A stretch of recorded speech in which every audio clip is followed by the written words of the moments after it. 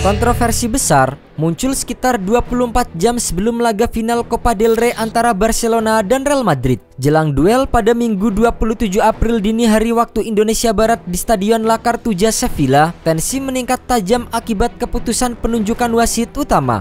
Wasit bernama Ricardo de Burgos Bengoetxea itu ditolak oleh Real Madrid karena adanya kekhawatiran akan potensi merugikan tim. Bahkan secara terang-terangan, El Real melalui Real Madrid TV sampai merilis sebuah video yang menyoroti catatan statistik de Burgos Bengoetxea selama memimpin pertandingan-pertandingan mereka. Dalam video tersebut disebutkan bahwa Real Madrid hanya meraih kemenangan dalam 64% pertandingan yang dipimpin oleh Bengoetxea, sementara Barcelona memiliki tingkat kemenangan jauh lebih tinggi yaitu 81%. Lebih jauh lagi, Real Madrid mengkritik pengalaman internasional Bengoetxea. Mereka menyebut bahwa meskipun ia telah menjadi wasit berlisensi FIFA sejak 2018, Bengoetxea belum pernah dipercaya memimpin partai final kompetisi internasional. Sebenarnya, laga ini bukan pertama kalinya Bengoetxea mengatur jalannya final antara kedua klub raksasa tersebut. Sebelumnya, ia menjadi pengadil dalam dua laga final El Clasico lainnya, yaitu Supercopa de España pada 2017 dan 2023. Hasilnya pun berimbang, di mana Real Madrid unggul agregat 5-1 pada 2017, tetapi harus mengakui keunggulan Barcelona 1-3 pada partai final 2023. Tak berhenti di situ, ketegangan semakin memuncak ketika Real Madrid memutuskan untuk memboikot sesi konferensi pers jelang laga final. Pelatih Carlo Ancelotti dan gelandang senior Luka Modric yang seharusnya hadir justru tidak muncul di hadapan media. Bahkan, sejumlah media Spanyol melaporkan kemungkinan ekstrim di mana Madrid mempertimbangkan tidak hadir dalam laga final sebagai bentuk protes keras terhadap keputusan federasi. Di sisi lain, tekanan yang begitu besar tampaknya juga berdampak pada mental sang wasit. Dalam konferensi pers pribadinya sehari sebelum pertandingan, Bengoetxea dilaporkan meneteskan air mata. Ia mengungkapkan bahwa tekanan dari publik, khususnya dari pihak Real Madrid, telah sampai pada tahap yang mempengaruhi keluarganya. Bahkan ia menceritakan bagaimana jika sang anak mengalami perundungan di sekolah akibat situasi yang memanas ini. Ketika anak Anda pergi ke sekolah dan dikatai bahwa ayahnya adalah seorang pencuri, kemudian dia pulang ke rumah sambil menangis. Itu berat, kata Bengoetxea dalam sesi konferensi pers. Federasi Sepak Bola Spanyol sendiri tidak menggubris protes dari Real Madrid. Lewat presidennya Rafael Lauzen, RFIF menegaskan tidak akan mengganti wasit. Ini masalah kompetensi komite wasit. Federasi berperan secara independen, tidak bisa dipengaruhi pihak luar, tulis RFIF dalam pernyataannya. Setelah situasi semakin memanas, tak lama berselang, pernyataan resmi dikeluarkan oleh Real Madrid. Raksasa La Liga itu membantah menolak bermain di final Copa del Rey. Sehubungan dengan rumor yang muncul dalam beberapa jam terakhir ini, Real Madrid FC menyampaikan bahwa tim kami tidak pernah mempertimbangkan untuk menolak bermain di partai final besok, tulis Real Madrid dalam keterangannya. Namun, yang terjadi sejauh ini, Real Madrid sudah beberapa kali mengkritik kepemimpinan wasit di Spanyol. Puncaknya, mereka mengirim surat resmi ke Federasi Sepak Bola Spanyol atau RFIF dan Majelis Tinggi Olahraga Spanyol dengan menyebut ada kecurangan dalam perwasitan dalam negeri. Lewat situs dan kanal resmi, Madrid suka mengkritik kepemimpinan wasit yang memimpin laga mereka, termasuk Ricardo de Burgos Bengoetxea, wasit yang ditunjuk memimpin final Copa del Rey melawan Barcelona.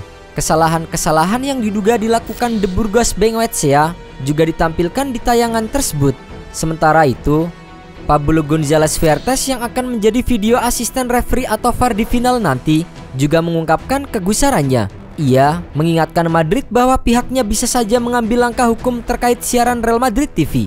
Tak diragukan bahwa kami harus mulai mengambil tindakan yang jauh lebih serius daripada yang telah kami ambil. Kami tidak akan terus membiarkan apa yang terjadi. Segera Anda akan mendengar dari kami, ujar Fuertes memberikan keluhannya. Final Copa del Rey antara Barcelona melawan Real Madrid akan digelar pada Minggu 27 April pukul 3.00 dini hari waktu Indonesia Barat. Laga ini menjadi El Clasico pertama di ajang tersebut sejak 2014.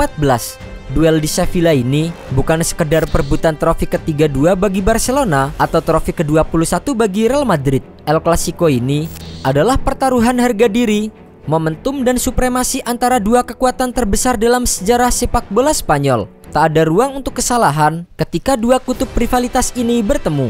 Dalam satu malam, segalanya bisa berubah, dari tekanan menjadi pujian, dari kekalahan menjadi legenda.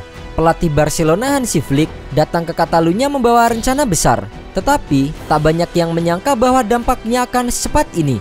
Di musim perdananya, sang pelatih Jerman berpeluang menyapu bersih 4 trofi sekaligus. Trofi pertama telah diraih saat Barcelona menghajar Real Madrid 5-2 di final Supercopa. Kini, mereka memimpin La Liga dengan selisih 4 poin. Dan semifinal Liga Champions juga telah menanti dalam laga kontra Inter Milan. Satu persatu ujian berat telah dilalui, dan laga di La Cartuja adalah kesempatan emas untuk menegaskan dominasi. Kemenangan atas rival abadi sekaligus trofi kedua musim ini bisa menjadi katalis menuju kejayaan total.